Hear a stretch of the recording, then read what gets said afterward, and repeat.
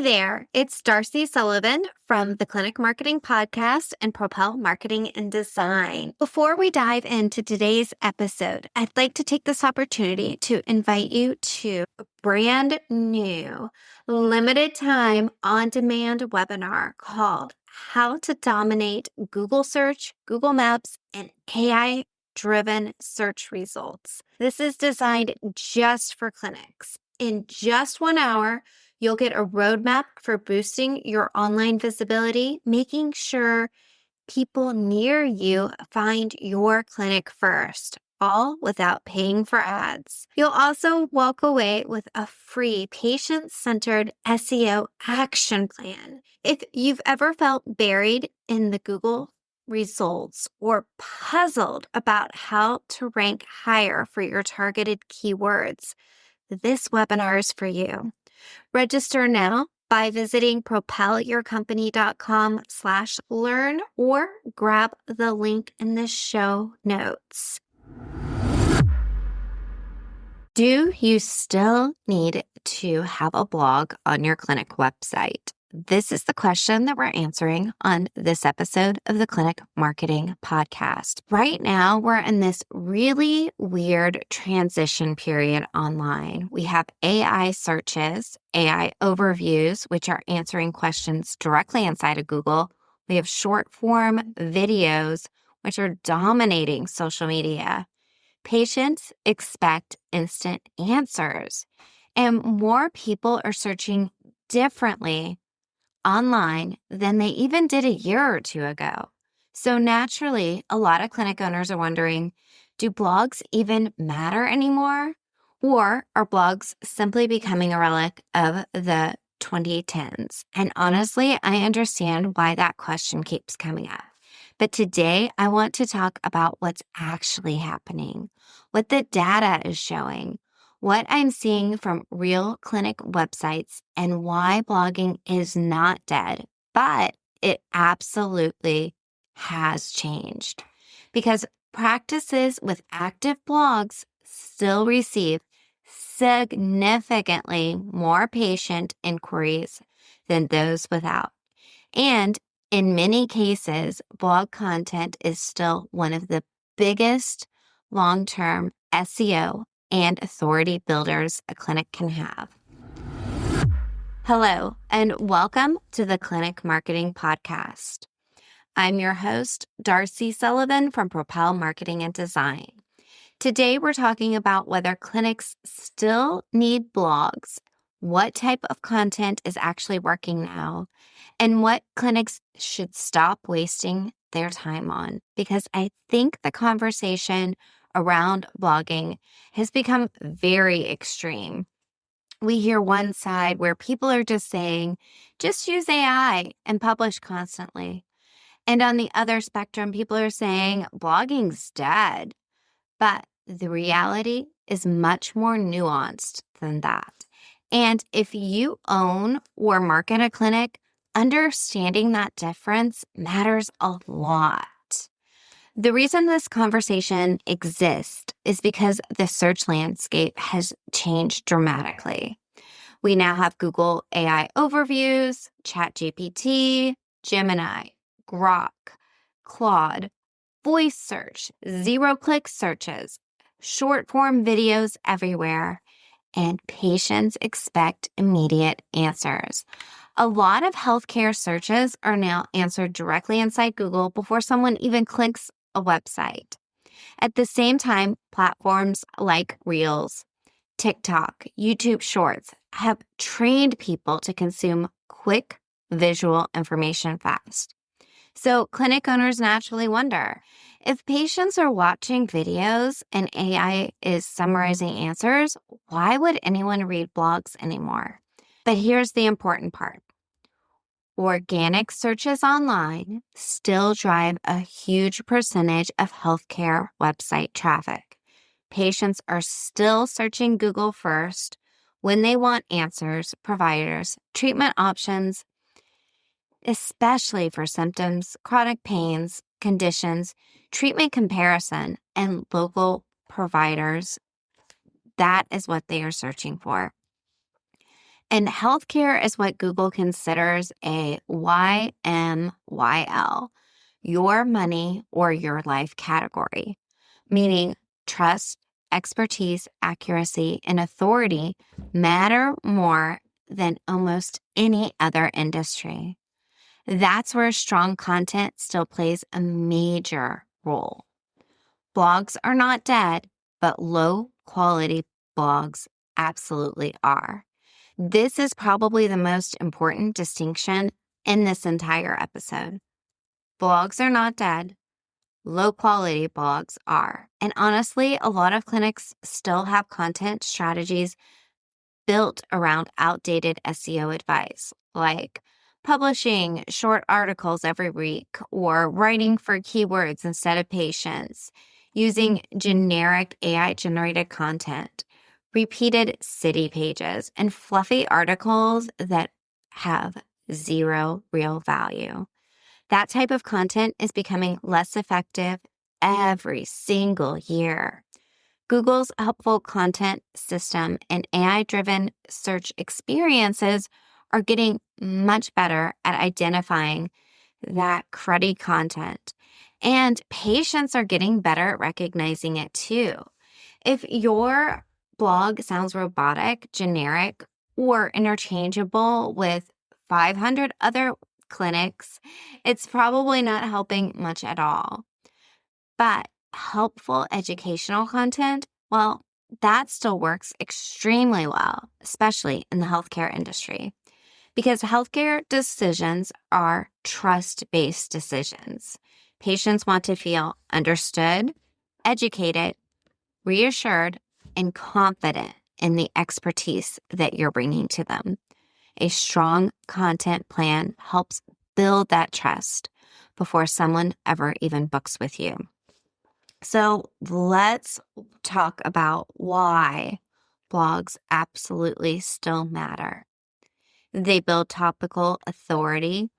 One strong service page is good, but a service page that is also supported by FAQs, condition content, treatment explanation, patient concerns, recovery expectations, and comparison articles, etc., creates topical depth.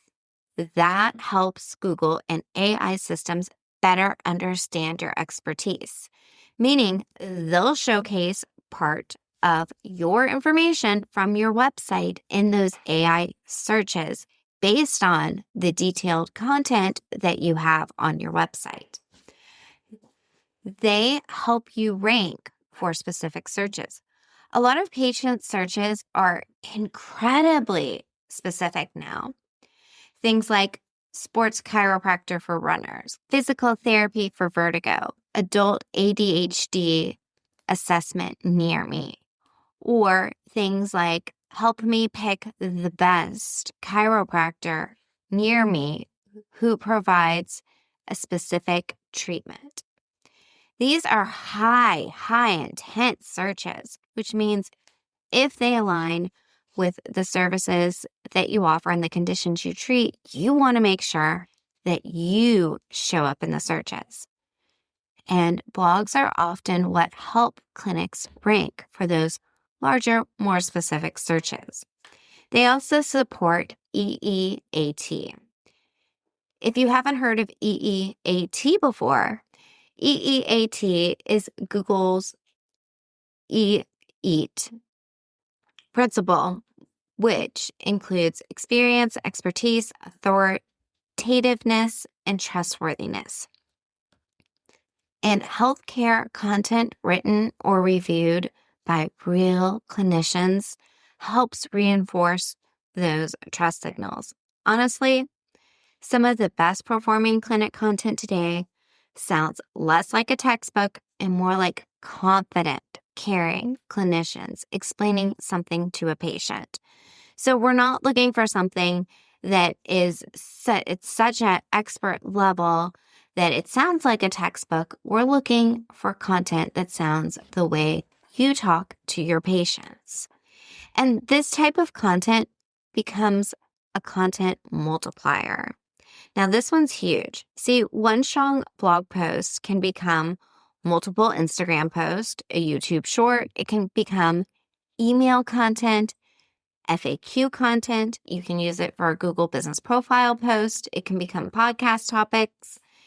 It can become even waiting room content or lead magnet content. So blogs become the foundation for everything else when used correctly, which is all great. And we love blogs, as you can tell from what we've been talking about so far. But let's move into when blogs don't work for clinics, because sometimes it can be a waste of time. Yes, there are situations where clinics probably should not prioritize heavy blogging. And let's go over what that looks like. First and foremost, if you've ever listened to one of my episodes before, you've probably heard me speak about this.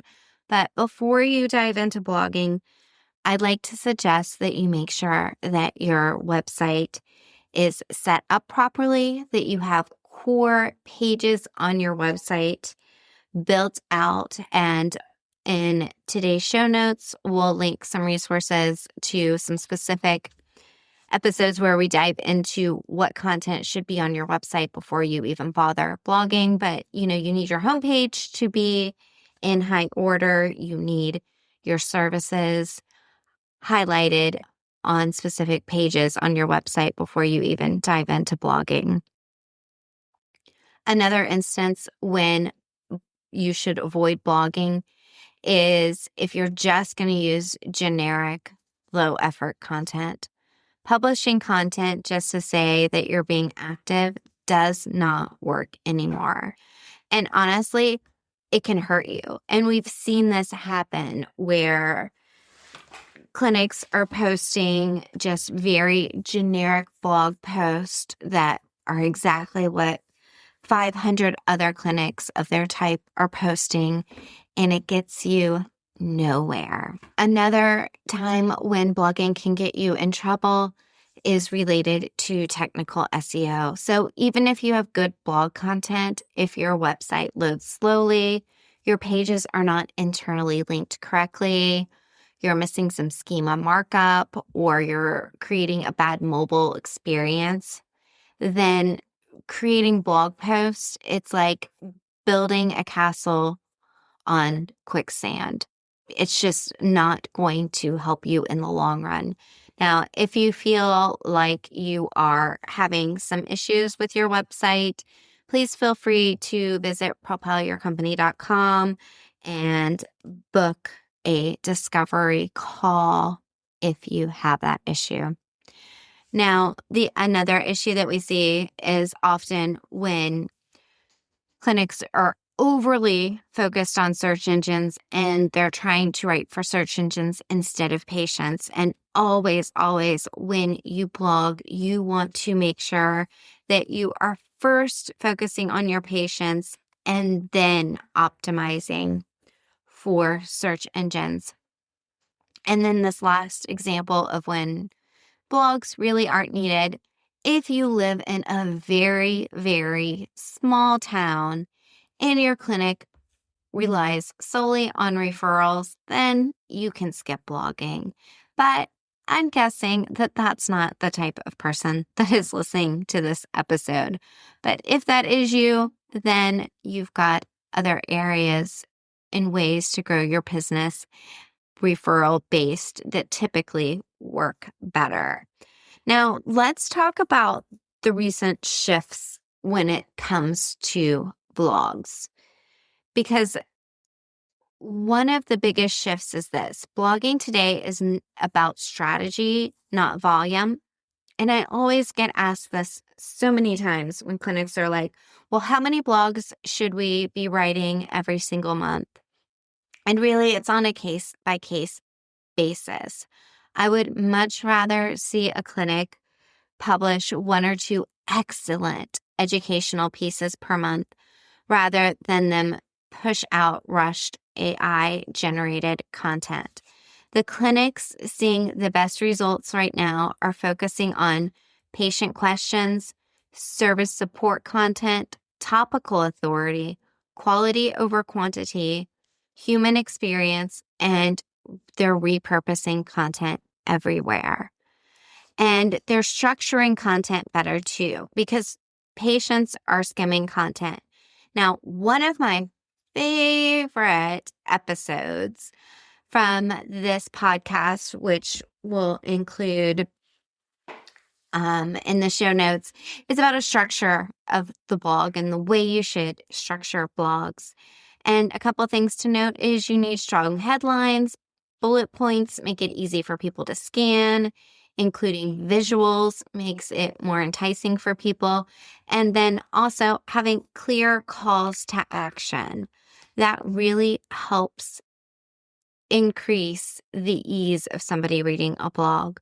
Also, we want to include those internal links. So, for example, if you're a chiropractor and you're writing a blog post and you mention chiropractic adjustment, you want to link to your chiropractic adjustment page. One, that helps somebody navigate through your website better, but it also helps Google understand the structure and the content on your website and how it relates together. You, of course, also want to make sure that your website is optimized for a mobile experience and loads quickly. And the technical side matters as much as writing things yourself. So again, if you feel like you're having any technical issues with your website, please feel free to book a discovery call, and we'll include that link in the show notes.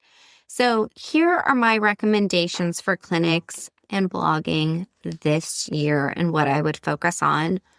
Before you start to blog, make sure that you have strong services pages built out, and then make sure that your educational blogs are tied directly to what patients are searching and that your content is based on real patient questions.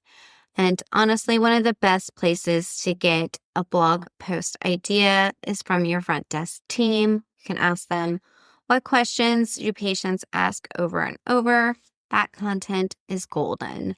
Those are topics patients are searching for. So does blogging still matter? Yes, but clinics need better blogs.